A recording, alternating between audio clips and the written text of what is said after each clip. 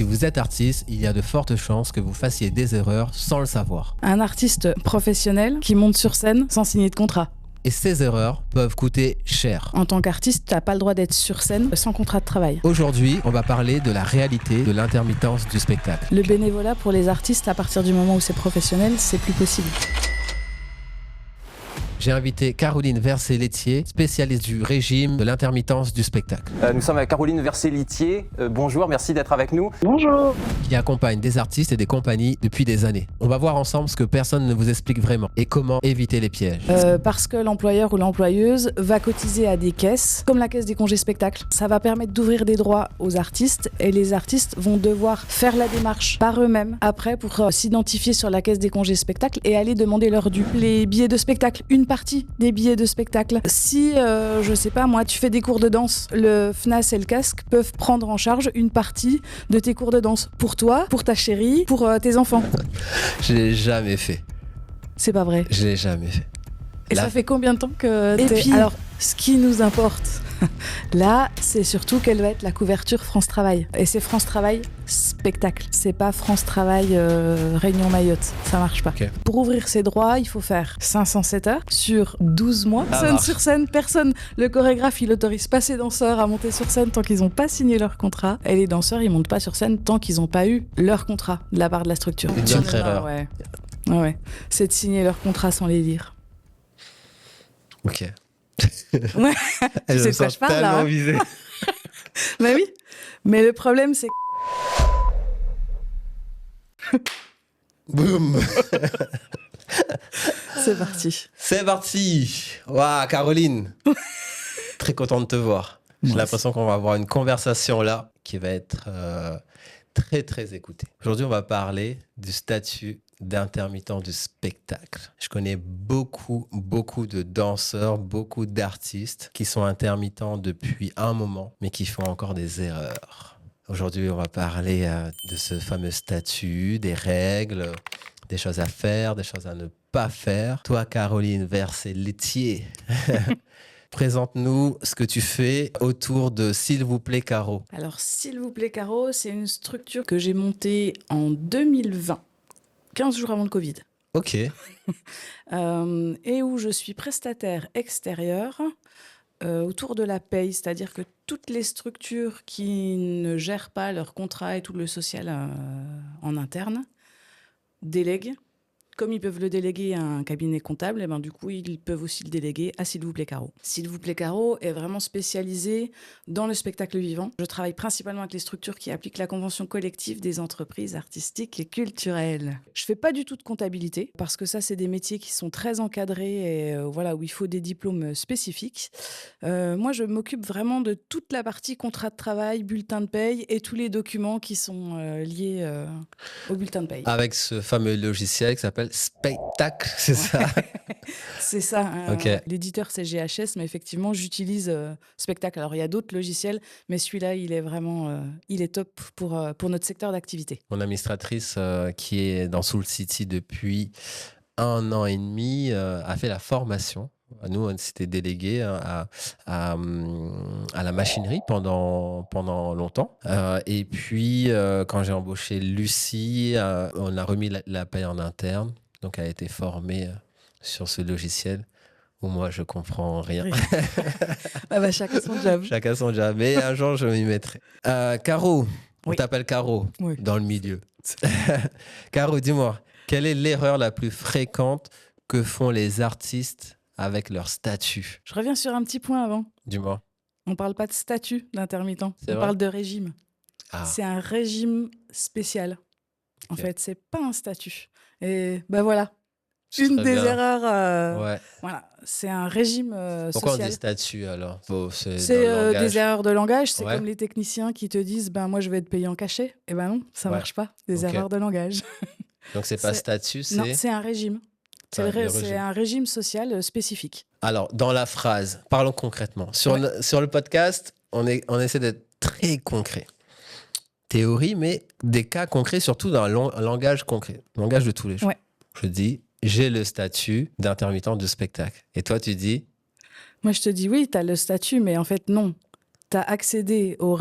Enfin, toi, en tant qu'artiste, tu es embauché sous le régime de l'intermittence et tu as accédé au statut parce que tu as ouvert tes droits aux allocations auprès de France Travail qui sont spécifiques pour les intermittents. Cette phrase, elle est longue.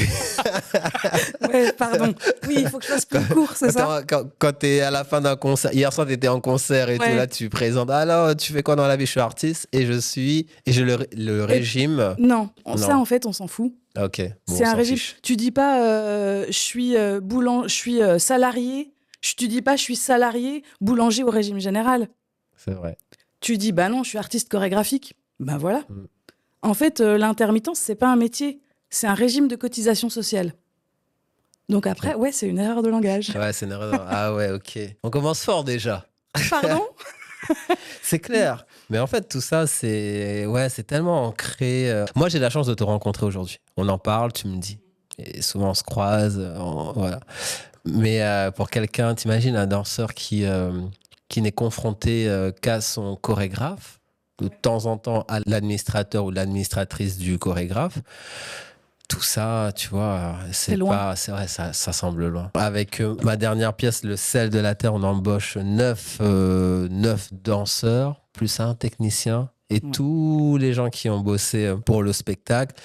Donc, crois-moi, j'entends des choses et on pratique des cas. Dis-moi, est-ce qu'il y a des artistes qui pensent bien faire, mais qui perdent de l'argent sans le savoir? Alors, les artistes, comment ils font pour perdre de l'argent? Alors, le point premier, c'est Je t'arrête 2 secondes. Si tu regardes ce podcast sans être abonné, abonne-toi maintenant et active la cloche. Je publie une vidéo par semaine pour t'aider à avancer dans la danse. Merci, ça m'aide énormément. Allez, on reprend. Un artiste professionnel qui monte sur scène sans signer de contrat. Ça existe, ça? Ok. Alors, il y a le côté amateur où là, on va pas aborder ce sujet-là parce qu'à un moment donné, t'es amateur, t'es sur scène, donc forcément, t'as pas de contrat de travail. Après, à partir du moment où t'es professionnel, en tant qu'artiste, t'as pas le droit d'être sur scène sans contrat de travail. Le bénévolat pour les artistes, à partir du moment où c'est professionnel, c'est plus possible. Donc ça, c'est un point. Après, quand ils sont embauchés en CDD-U, en contrat à durée déterminée d'usage en tant qu'artiste, parce que c'est le contrat spécifique pour les artistes, s'ils ne sont pas en CDI au sein d'une structure. Mais voilà, un artiste sur scène est automatiquement embauché en contrat à durée déterminée d'usage. Donc du coup, l'employeur ou l'employeuse va cotiser un certain nombre de caisses, va verser le salaire à l'artiste, mais il y a aussi des démarches que l'artiste va avoir à faire dans un second temps. Parce que l'employeur ou l'employeuse va cotiser à des caisses, comme la caisse des congés spectacles. Ça va permettre d'ouvrir des droits aux artistes et les artistes vont devoir faire la démarche par eux-mêmes, après, pour s'identifier sur la caisse des congés spectacles et aller demander leur dû.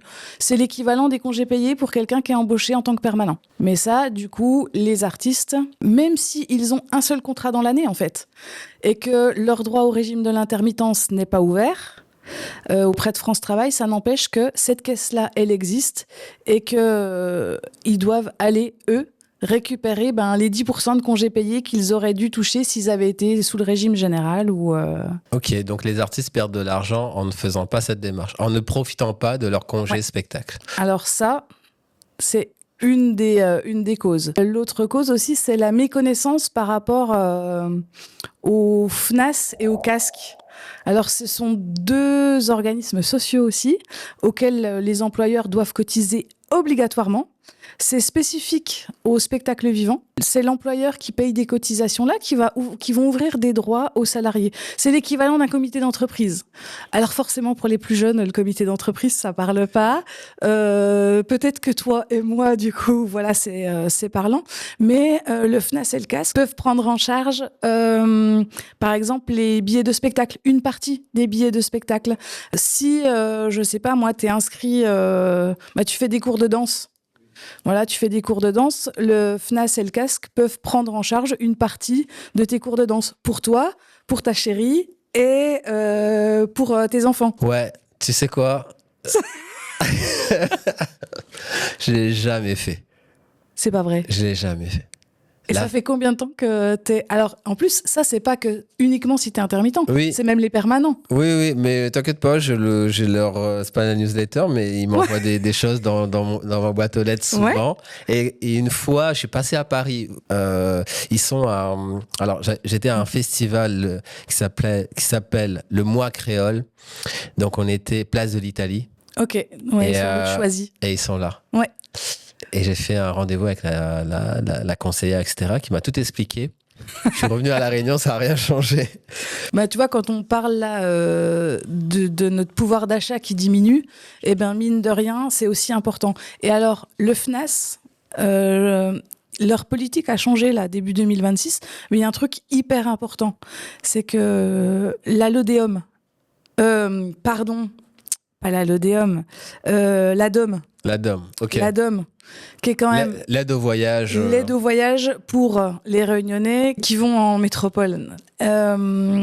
Du coup, maintenant, avant c'était tous les ans, maintenant c'est tous les 4 ans.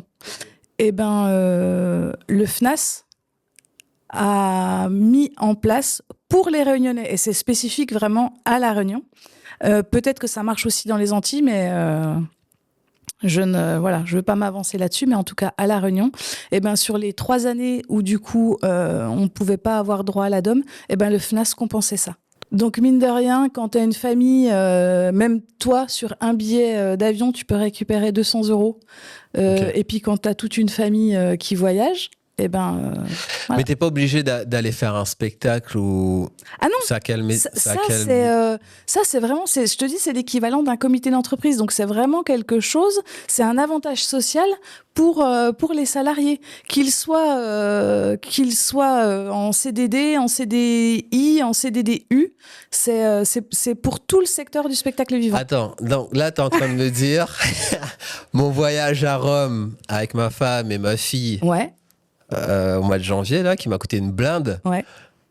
J'aurais pu faire une demande à FNAS. Et ben là, par exemple, en sachant qu'en plus, il n'est pas trop tard, parce que je crois que c'est entre... Non, c'est pas entre 3 et 6... Ça doit être 6 mois, je crois.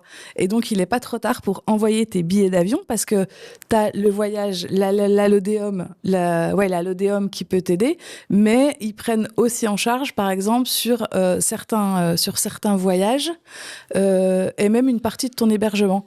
Waouh, attends, je reviens. Bon, je mets pause sur le podcast. Laisse tomber. Ouais.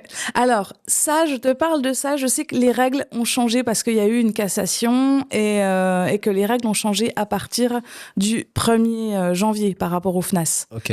Mais effectivement, globalement, suivant tes revenus, tu peux avoir un avantage qui va se calculer sur, je sais pas moi, de 300 à 2000 €. Tu vois, ok. Sur l'année. C'est suivant tes revenus. Leur prise en charge, en fait, c'est vraiment, tu fournis ton bulletin ton avis d'imposition. Ok. Et voilà. Bon, les danseurs de Soul City, cette année, on s'occupe de ça.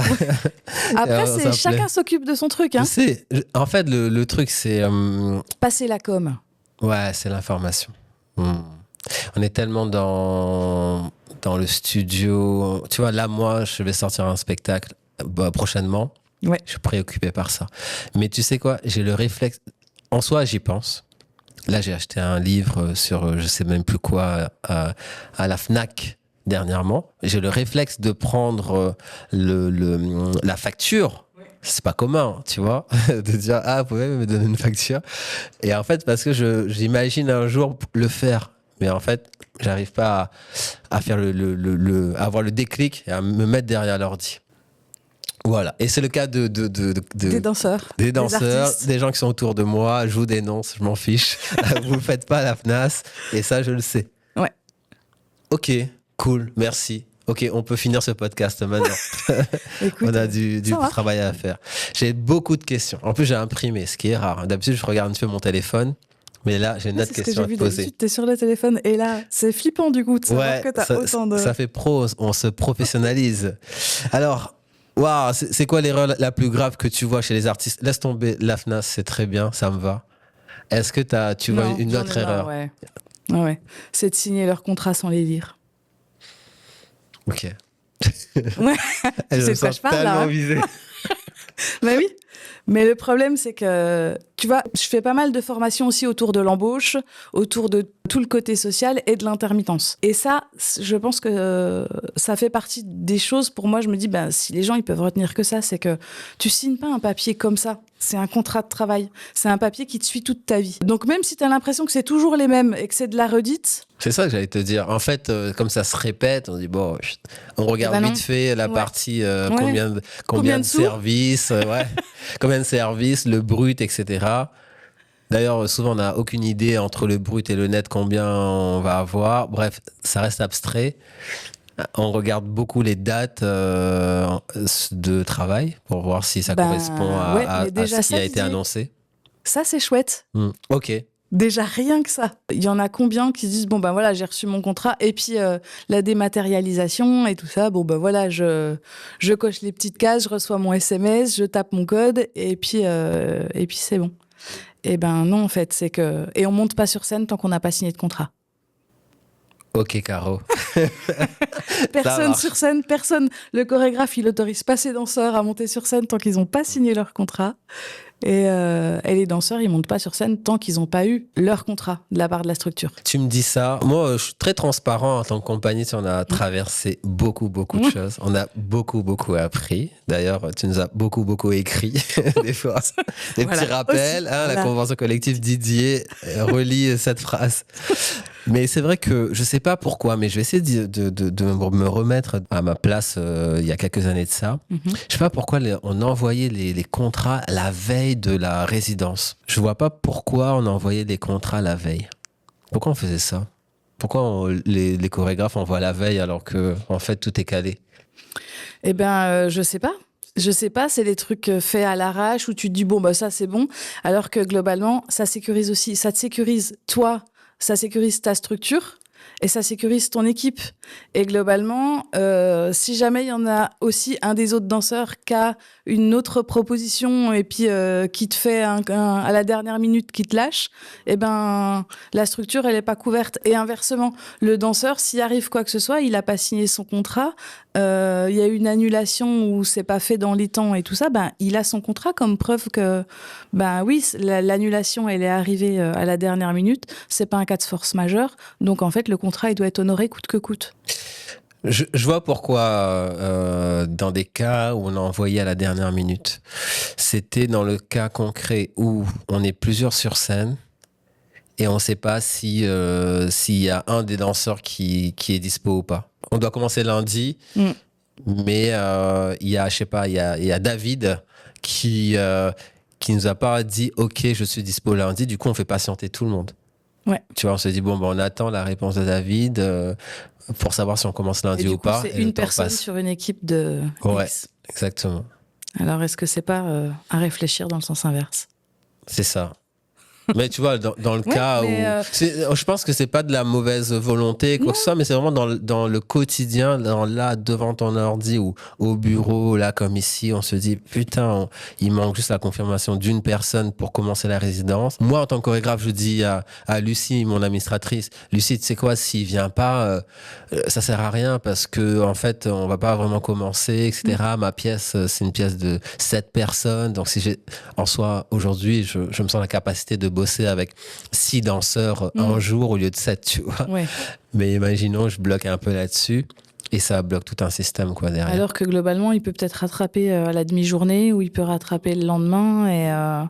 Mais après, c'est aussi un fonctionnement par rapport au budget. Il y a ça aussi, c'est qu'à un moment donné, les budgets sont de plus en plus tendus. Donc, du coup, tu vas pas te permettre de payer les gens ou une demi-journée alors que globalement, ben non, il y aura pas tout le monde. Et il y a aussi ça qui joue. Et l'admin... c'est la priorité des administrateurs, mais c'est souvent, des fois, c'est pas du tout la priorité de l'équipe globalement, et c'est de la paperasse, mais sauf que c'est aussi indispensable. T'es artiste, Mais tu dois aussi gérer ton côté administratif et ça, c'est quelque chose qui pêche. Avec Soul City, pour donner encore un cas concret, tu vois, de notre quotidien, là, je crée un spectacle bientôt qui s'appelle Le Journal des voleurs. Donc, la résidence commence au mois de juillet. Là, on est au mois de... Quel mois? Mars. La résidence commence au mois de juillet. La première, c'est au mois de novembre. Là, on est au stade où j'ai sélectionné les danseurs. Et la semaine prochaine, on fait une visio avec tout le monde, tu vois. Et Lucie, mon administratrice, a envoyé pas plus tard qu'il y a 2 jours un email sur les salaires de chacun. Oui. Parce que pas tout le monde arrive en même temps. Enfin, c'est un truc, ils sont à combien? Ils sont à 7, mais pas tout le monde arrive au même moment dans la résidence, faute de budget, concrètement. Donc des salaires différents, mais Lucie a fait un mail comme ça où elle explique tout et même l'histoire de, bon, on va revenir dessus, du 3e cachet qu'on peut... Oula, à chaque fois que je parle, je me dis, est-ce que je vais faire une erreur ou pas? Non. Ok. Je suis pas inspecteur. Hein. Ouais. Enfin, inspectrice. Oui. Tout va bien. Ok, on est là pour apprendre. Bah ouais, c'est ça, c'est que on sait bien, enfin, j'ai commencé comme tout le monde.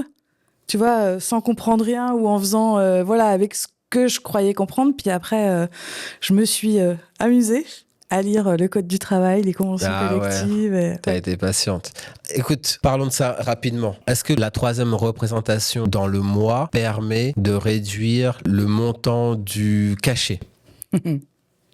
Bon, alors là, je te le fais de mémoire. On est OK. Les montants minimums, que ça soit sur les salaires, sur les services de répétition, sur les cachets, sur le taux horaire des techniciens, sur tout ça, ça dépend des conventions collectives.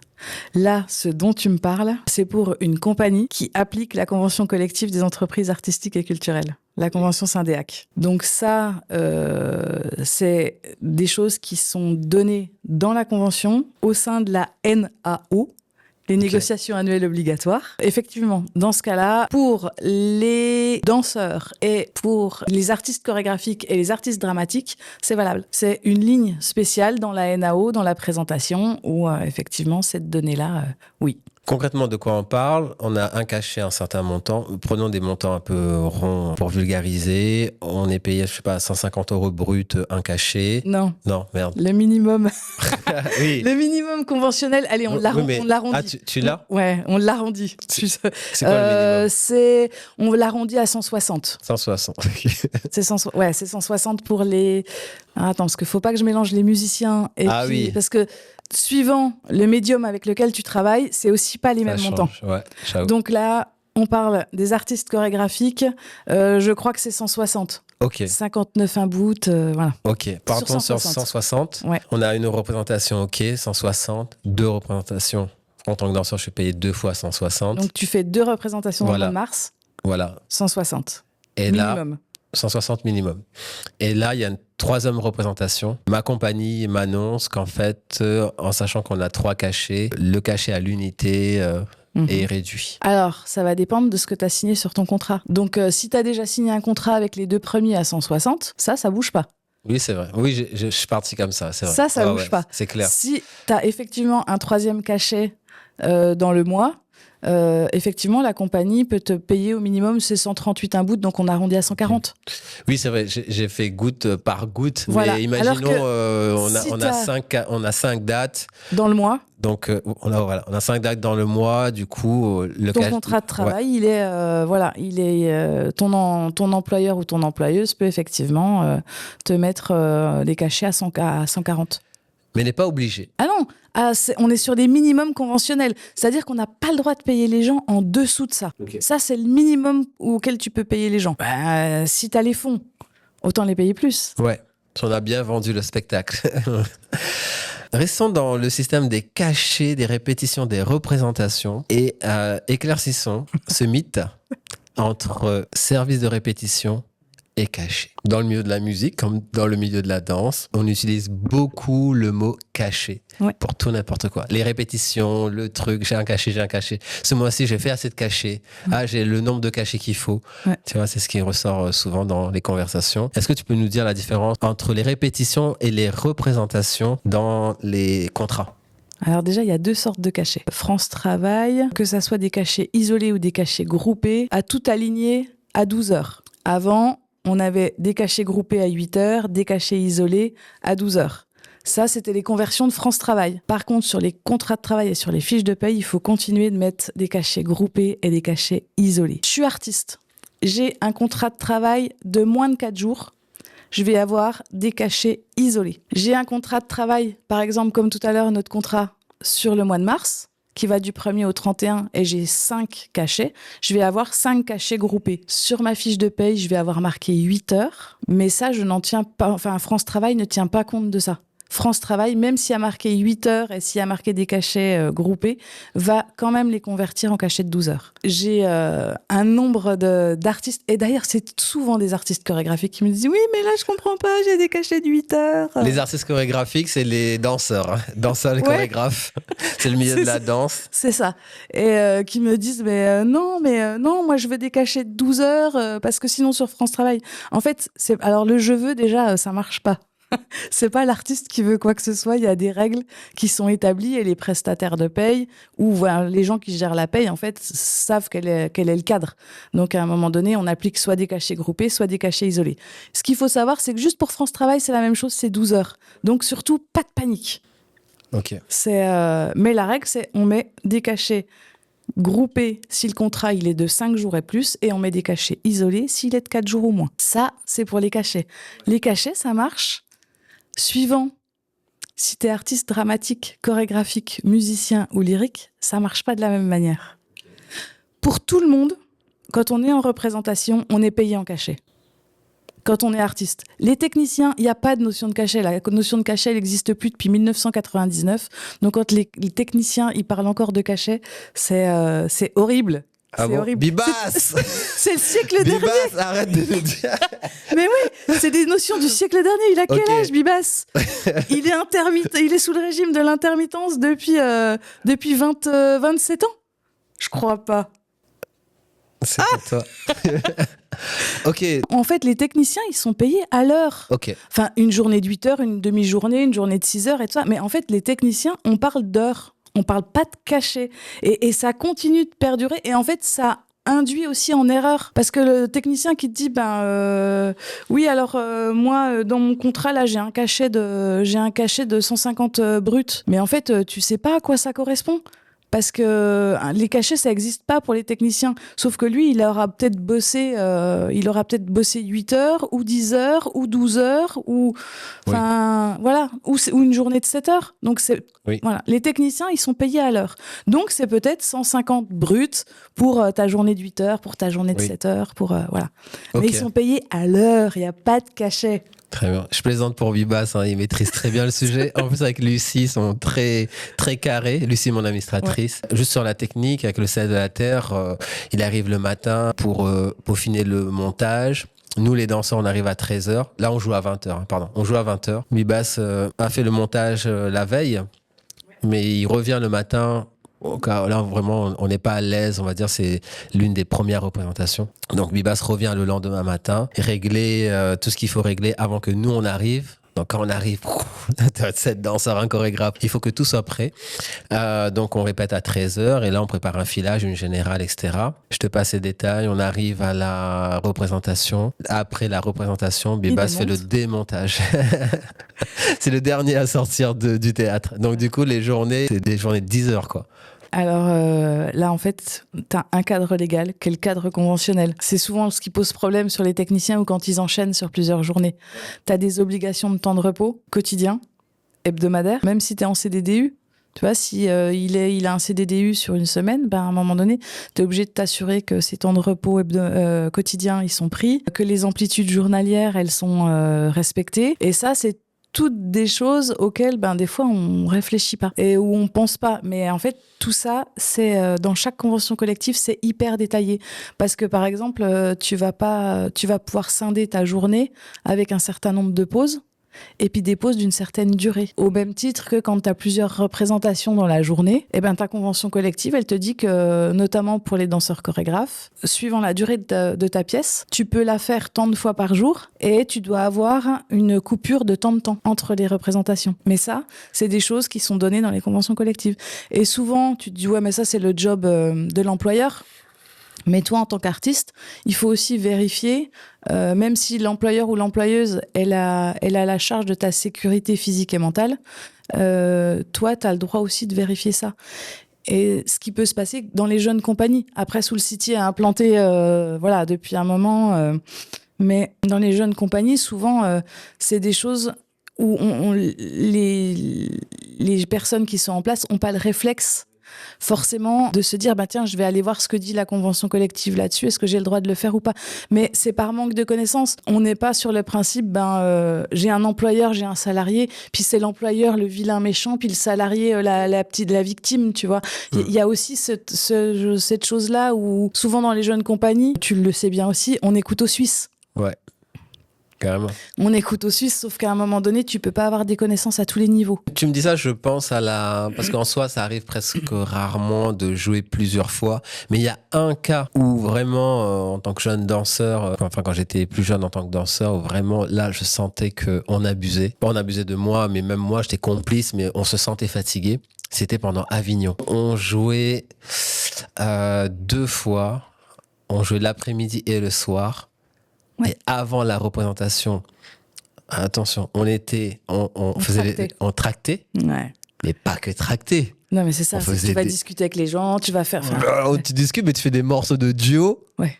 Tu fais des petits bouts de solo. En fait, t'es toute l'après-midi dans le cagnard en train de danser, tracter, parler, etc. Et 1 heure avant... On se dit, bon, allez, on va danser dans un instant. D'ailleurs, il y a un groupe là qui vient. Du coup, le groupe des gens qui passaient, tu vois, les passants, vient avec nous au théâtre pour regarder. Enfin, tu vois, on fait vraiment du ramassage de public, quoi, tu vois. Et là, franchement, au bout de la première semaine, t'es claqué, quoi, tu vois. Tu sais même plus si tu peux danser la 6e représentation. Dans les cas où avant, on n'avait qu'un jour off dans la semaine. Ah déjà, c'est déjà pas mal. Parce que moi, le nombre de gens qui me questionnent ou de choses que je vois passer, ou moi, des commandes de contrats qui m'arrivent et où là, ça enchaîne. Comment ça, en fait? Il y a 14 jours d'affilée. Ah oui. Non. Alors, la Cour de cassation vient de trancher là, sur le 1 jour de repos par semaine. Donc, ça peut être la semaine. La première semaine, ça peut être le lundi. Et puis, la deuxième semaine, le dimanche. Donc, effectivement, t'enchaînes 12 jours. Okay. Sauf que dans la convention collective des entreprises artistiques et culturelles, la convention collective du spectacle vivant privé, je la maîtrise pas trop. Donc je vais pas m'avancer là-dessus, mais je sais que dans la CCNEAC, il y a un article qui spécifie bien qu'on n'a pas le droit d'enchaîner plus de 6 journées par semaine. Donc t'enchaînes 6 jours, t'as automatiquement un jour off. Même là, on parlait des représentations, mais même dans une résidence. Ah, mais là, partout. En fait, travail, c'est le cadre légal. Okay. Tu n'as pas le droit d'enchaîner plus de 6 jours de travail d'affilée. Cas concret, je fais ma nouvelle création, on bosse toute la semaine non-stop, c'est pas possible. Ah bah non. Même les dimanches. T'es obligé d'avoir... C'est un jour. Voilà. Enfin. Et puis, alors... On dit, c'est pas forcément le dimanche.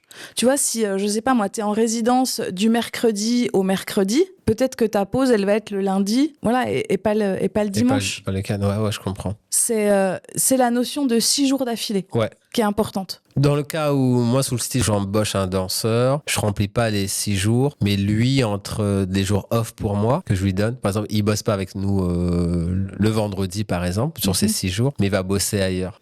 Eh bien, toi, tu t'arranges pour mettre une super clause dans ton contrat de travail, parce qu'en fait, par rapport aux intermittents, ils vont avoir de multiples employeurs. Ouais.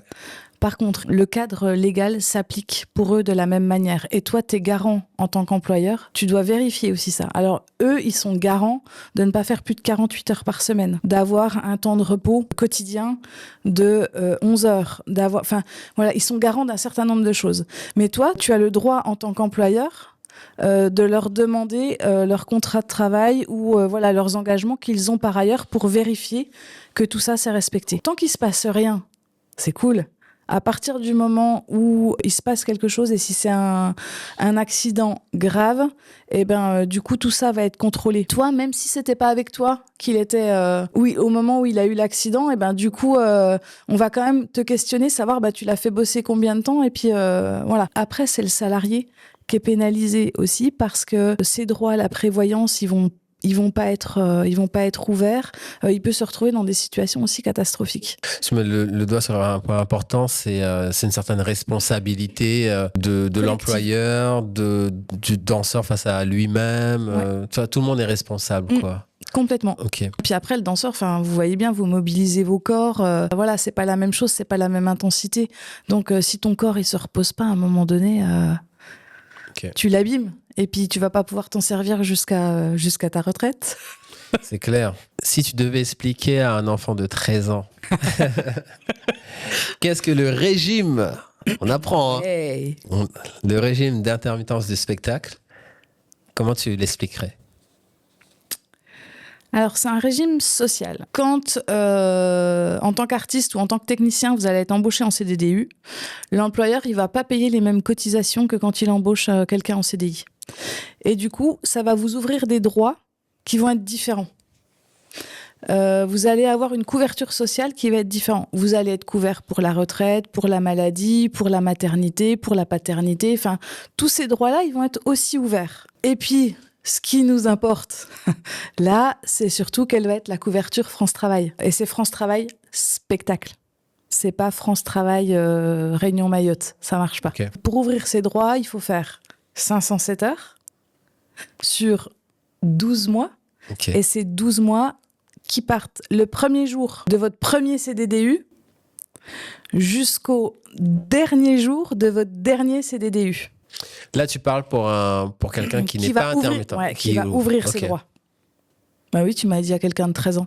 Alors là, il faut qu'il ouvre ses droits. Faut qu'il ouvre ses droits. Ok. Et du coup, après, ça va lui permettre d'ouvrir des droits à l'assurance chômage.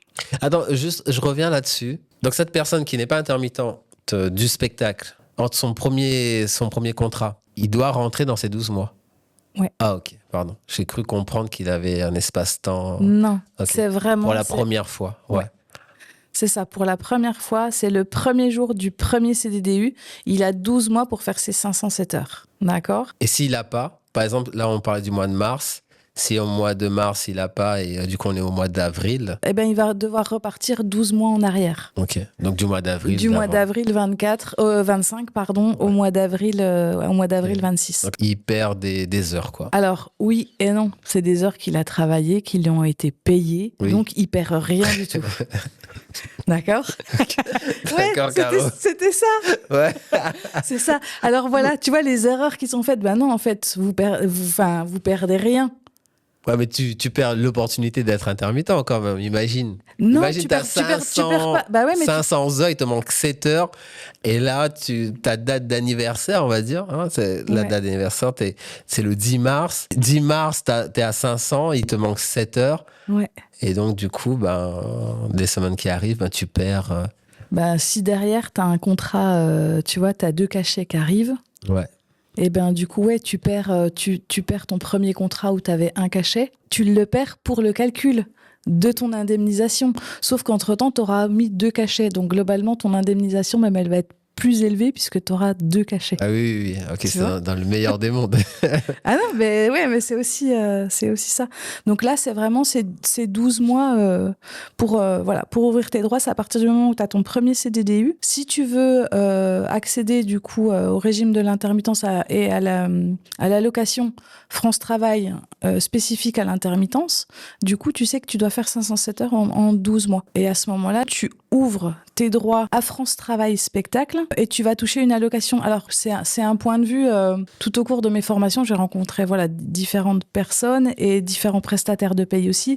Et je crois qu'on est tous d'accord là-dessus. À la différence de l'allocation du régime général, qui est une allocation de remplacement. Quand tu travailles pas, tu touches de France Travail quand tu es au régime général, c'est une allocation de remplacement.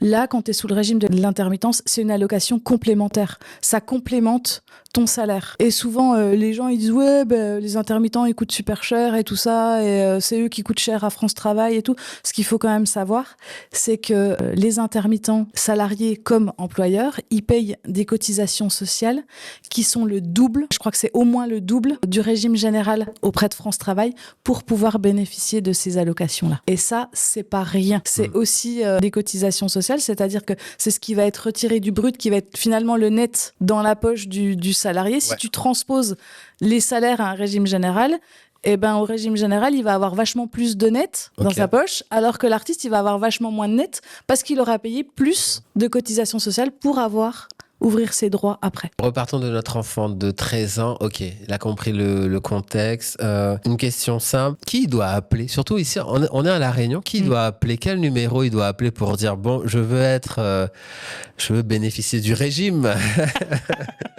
d'assurance chômage. Voilà. Ok, j'allais pas dire ça. Pardon. Mais en tout cas, qui appelait? Moi, je me souviens. Ouais. Comment j'ai fait? Alors, on était en quelle année? T'es loin, franchement, je suis vieux. Ouais, mais il y a eu 12 changements depuis Didier. Ah ouais. Pour résumer, j'avais tous mes contrats, tous mes AEM imprimés comme ça, bien classés. Et je suis arrivé à Pôle emploi à l'époque, comme ça, j'ai posé ça sur la table. Et je dis, je vais être intermittent du spectacle. Ouais. Voilà, à l'époque, c'était comme ça. Aujourd'hui, comment on fait? Comment on fait pour ouvrir ses droits? Le premier réflexe à avoir, c'est quoi? S'inscrire à France Travail. Ouais. Déjà, alors là, la plateforme, elle est commune. Après, quasiment tout est dématérialisé. Donc, c'est les employeurs qui transmettent les AEM de manière dématérialisée maintenant à France Travail. Les salariés ont aussi leurs AEM de manière dématérialisée dans la majeure partie des cas. Il y en a encore qui sont en format papier, mais il n'y en a plus beaucoup. Et après, en fait, tu vas faire ta demande d'indemnisation auprès de France Travail. Par quel moyen? Tu te connectes à ton espace en ligne.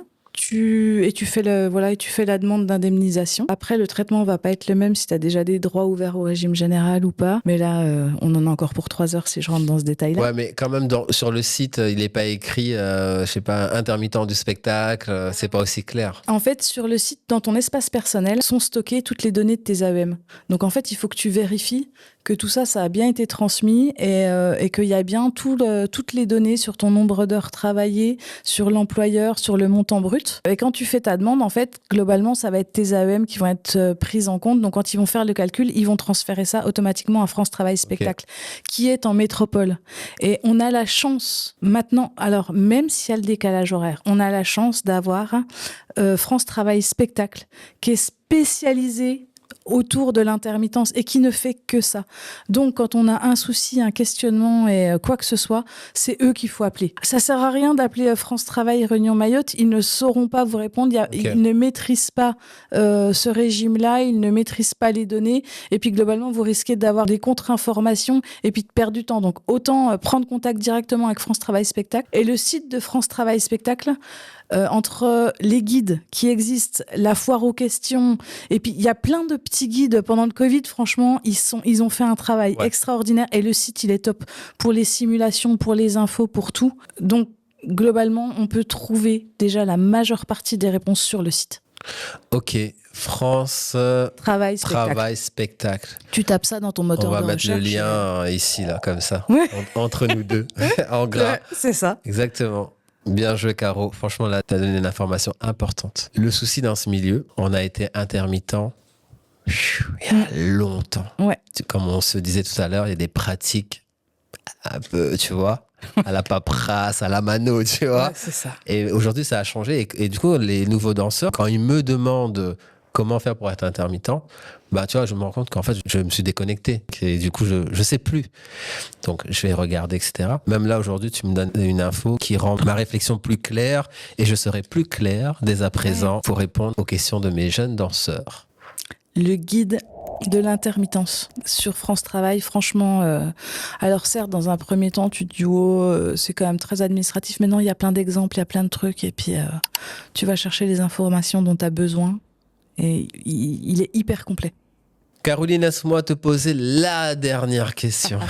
On a beaucoup dit. Je crois qu'on fera un autre épisode. Ouais. On a parlé de l'embauche presque, et pas trop de l'intermittence finalement. Exactement. Mais on va dire que si on en vient à là, c'est que c'est ce qui compte. Ouais. Là, pour les gens qui nous écoutent, c'est ce qui comptait. J'espère, mettez en commentaire ce que vous pensez. Alors, je te pose une dernière question. Je cherche, parce que du coup, comme c'est la dernière, je cherche la plus... pertinente. Ouais, la plus pertinente. Celle qui ne fait pas de bruit, mais qui pose problème. Waouh, on a abordé toutes les questions. Hein. Toi, tu as une question en tête? Ouais, j'ai un truc en tête. Alors, dis-moi. La médecine du travail. Tu sais, quand tu veux accéder au régime de l'intermittent, c'est quand tu es embauché à ton premier CDDU. En fait, il y a un certain nombre de choses que tu dois faire. T'affilier au congé spectacle, dont on a parlé, éventuellement au GUSO, mais ça, c'est pour quand tu fais du spectacle occasionnel. Et puis, l'autre point important, c'est la médecine du travail. Quand tu es salarié permanent dans une structure, c'est l'employeur qui va t'enregistrer auprès de ta médecine du travail et puis tu vas aller faire ta médecine dans les 3 mois qui suivent ton embauche et voilà. Là, on a déjà fait combien, Didier Alors, écoute, nous, on est très carré là-dessus. Et là, je le dis, franchement, on y va, on le fait. Attends, peut-être que je suis en retard, etc., mais tu me diras. Mais en tout cas, en tant qu'employeur, en tant que directeur de ma compagnie, Ouais. on galère pour dire aux danseurs d'y aller. Enfin, c'est horrible.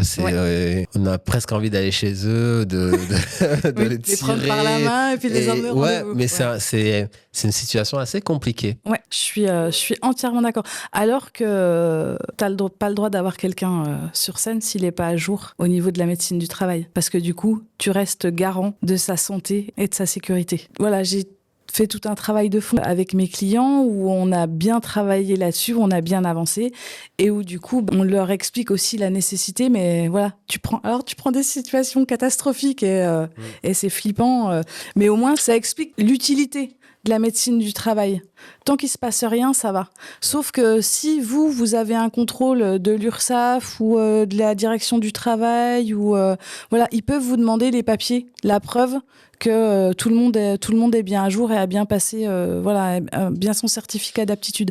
Et alors que globalement, allez, ça va te prendre en tout et pour tout entre 2 heures et une demi-journée. Entre le moment où tu demandes ton bon de prise en charge auprès de Thalys Santé, anciennement le CMB, tu demandes ton bon de prise en charge, puis après t'appelles Intermetra, qui est juste à côté de chez toi en tant qu'artiste, et puis du coup tu vas faire ta visite médicale et tu prends ton rendez-vous et tu prends tes rendez-vous sur les horaires qui t'arrangent. Ce certificat d'aptitude-là, les salariés, ils le gardent pour eux, ils gardent l'original, puis ils fournissent à tous leurs employeurs du coup des copies, ou ils mettent sur leur compte Transat et puis qui transmettent directement. Mais c'est souvent là que le bas blesse au niveau des structures, mais il faut savoir que la responsabilité, elle est partagée. Vous pouvez encourir des sanctions qui peuvent être extrêmement lourdes en cas d'absence de certificat d'aptitude.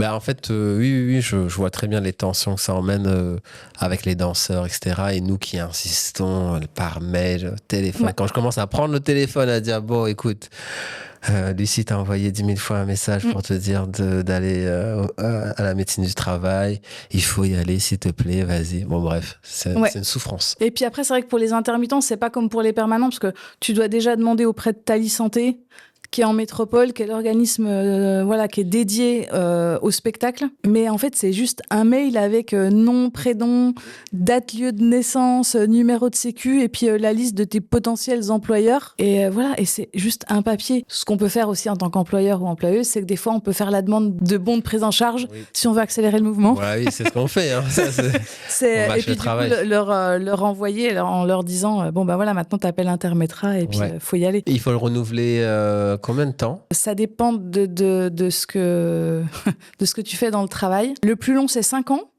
Après, c'est 3 ou 1 an. Alors, peut-être que les danseurs, c'est peut-être tous les 3 ans. Et puis, si jamais il y a un danseur qui a des blessures ou des choses, quelque chose de particulier, peut-être que c'est tous les ans. La législation a changé. C'est plutôt entre 3 et 5 ans. Donc, après, c'est une demi-journée pour 3 à 5 ans pour être couvert. Et c'est utile, hein. Tu parles à une personne qui t'écoute et moi j'ai raconté mes petites douleurs, etc. Et en plus, nous qui allons rarement au médecin généraliste, donc là on y va et on parle un peu de notre boulot, des contraintes, etc. On pose à la personne des questions, etc. C'est un bon moment à passer. Enfin, c'est pas une contrainte, tu vois, c'est pas un truc où tu vas voir quelqu'un qui va t'embêter. C'est vraiment pas ça. Puis tu parles de toi, de ce que t'es, de commenter à travers ton travail. Donc c'est aussi super important. Merci Caroline. On a fait le tour là, waouh, incroyable. Je crois que je vais te réinviter. On attend les commentaires dans l'espace commentaire de YouTube. Ouais. On va voir qu'est-ce que les danseurs n'ont pas compris ou veulent en savoir plus.